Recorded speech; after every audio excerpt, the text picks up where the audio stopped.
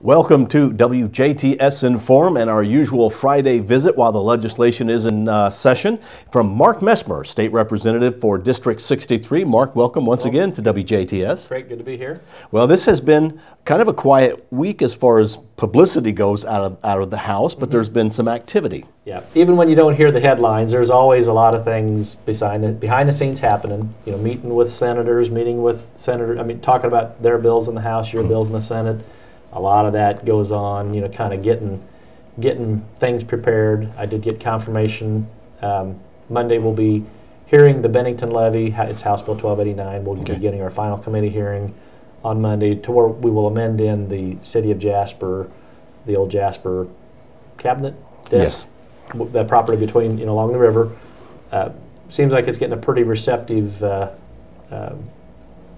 positive reception from the senators on that committee that I talked to this week. So the mayor's going to come up Monday to help testify on behalf of the bill, of that amendment to that bill, and then it'll move on to the Senate floor. So that was supposed to happen this week, but it got delayed a week. Okay. Yeah, I thought last Friday at this point, I thought Monday was going to be it, and then got an email Friday afternoon that something happened with the chairman's schedule, and we'll have to hold off a week. So hopefully this Monday it'll happen. Did get confirmation email yesterday, and I talked to the Senate chairman Thursday when we were at a joint meeting together for lunch, and I asked him, if we're on schedule, and he said yes, we are. So good news there. Other bill that I have in the Senate is House Bill 1027. It's civil immunity for engineers, architects, land surveyors when they're serving the state, in a state of emergency type declaration. So got a confirmation from the Senate chairman of their Judiciary Committee that'll be up for a hearing soon. I don't know if it'll be next week, the week after, but he said yes, it's on their to-do list. So good news there. So some of your bills are moving through pretty good. That's good. Yep. Now in the House, there were some bills that went through and passed, and one we were talking about off the air. It's one of those things you don't think about. Well, I picked out 3 bills of interest, and to me they were all like, well, that makes sense. Why weren't we doing that before? But one was Senate Bill 153, and that deals with youth who are umpires or referees at a Little League game or soccer game.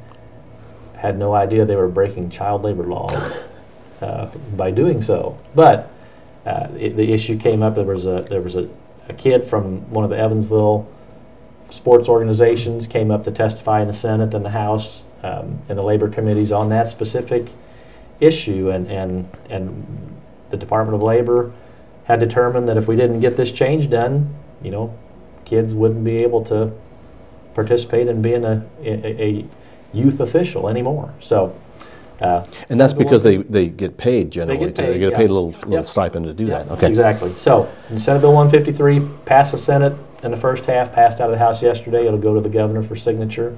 I would expect that would be something he'd be willing and interested to sign. So address an issue that keeps everybody out of a liability issue and makes good sense. Well, with that bill, there is softball and baseball. It's all coming up pretty quick. Oh, yeah. When the governor signs, is it law or is it one of those that is put off? It'll go into effect immediately upon that. And usually issues that have some urgency to them, they'll put the final line will be emergency act declared.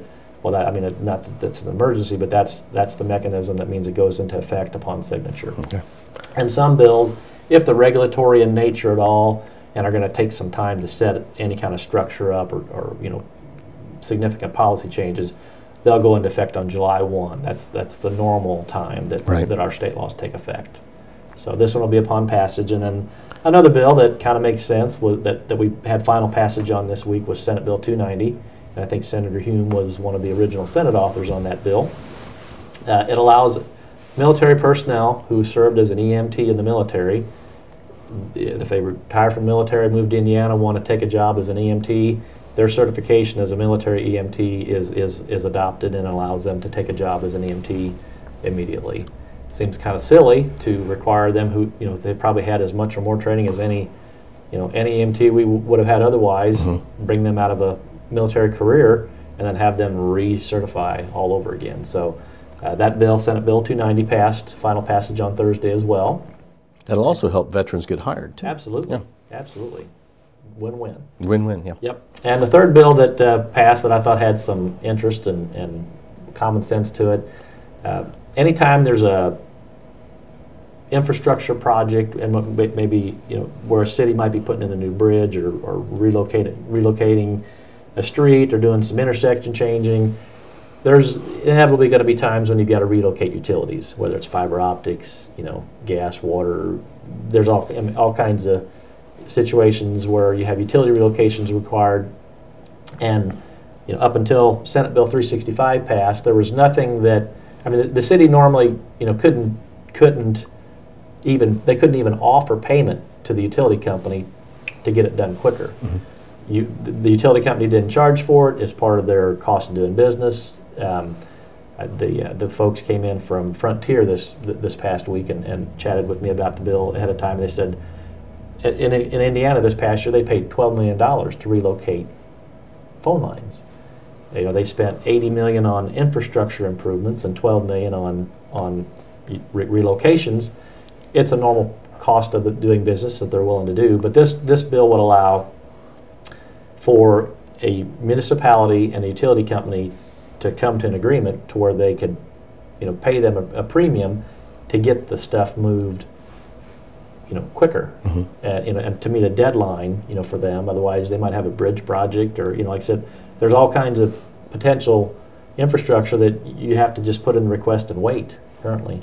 And if you want to wait and doesn't care when they get it done, they'll still do it the way they've always done it for no cost to the municipality. But if they want to come to an agreement to pay some incentive to get it done quicker, they can. So to me, it's good policy. Helps probably in the end save money. If you delay a project and look at lost impact of a major improvement, in the long run, being able to negotiate a little bit, ahead of time and build that into the cost of what you're doing, make things go quicker, and in the end probably save folks some time and money. Okay, so 3 bills that have gone from the Senate to the House, been signed, done. Yep. Now it's time for the governor to sign them. Okay. That's right. What's in store for next week? Well, I will should have final passage on Monday for Senate Bill 590. It's a bill that came originally from the Lieutenant Governor's office. Kind of helped draft it. Senator Charbonneau in the Senate was the Senate author. He sent it to me in the House, and what that bill will do will be set up the Office of Defense Development, and that'll really give the state of Indiana, kind of help be one of the lead roles in maximizing commercial processes that can be outgrowths of military patents. There's an office at Crane that, and really Crane is classified as a federal lab, okay. and all federal labs, like Crane or other federal labs, they have a office within that group called the Tech Transfer Office, and it takes defense patented processes and allows them to be rolled out into a commercial venture. And Senate Bill 590 will, under the Lieutenant Governor's office, will establish the Office of Defense Development, which will help expedite that process, and it'll also help give Indiana more of a proactive role in the next base realignment process that happens. Several of the states that have key military infrastructure or key components, Florida, Alabama, have already done within their state, either governor's or lieutenant governor's office, set up an office to help anticipate and be proactive in helping put Indiana and Crane in the best position possible, to help, as Huntsville did in the last base realignment. They did a similar process, and they were able to be a net gainer from as the Defense Department consolidated mm-hmm. functions. They positioned themselves, proactively and benefited from it. And there's no reason why Crane in Indiana can't do the same.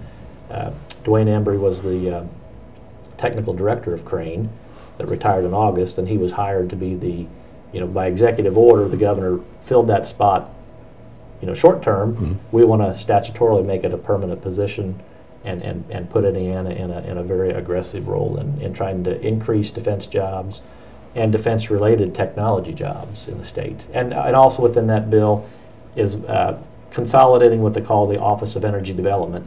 we've got a hodgepodge of different grants and other things that we administer, but we really don't have anybody that's really kind of trying to define and direct Indiana's energy policy as a state. And that's the second component that's part of that bill, is setting up the Office of Energy Development.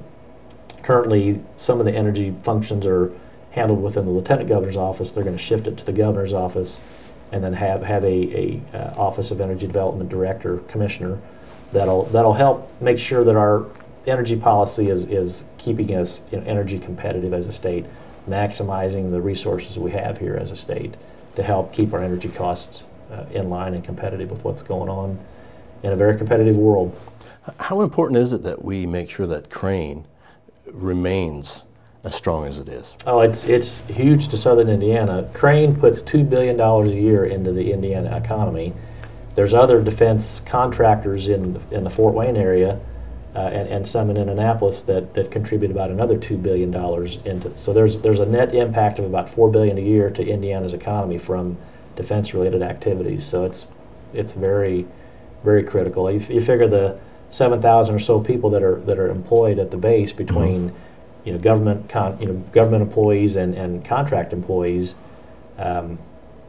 Those people all live within probably an hour of Crane. Plenty of them live here in our community. And if that would cease to exist, those are 7,000 high-paying. Yes. They're the high-paying technology jobs that we say are extremely valuable to our economy as a whole, and would be very, very heavy impact felt here if they ever got shut down. So we're trying to put a little preventative medicine on that. How is the budget coming along? It's in the Senate Appropriations Committee now.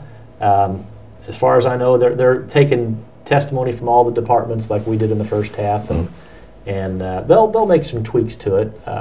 I think the comments we got from Senator Kenley and the leadership on the Senate side was they like the basic structure that we've set up with trying to catch up on our education funding and giving transportation funding a pretty good shot in the arm that it desperately needs at local and state level.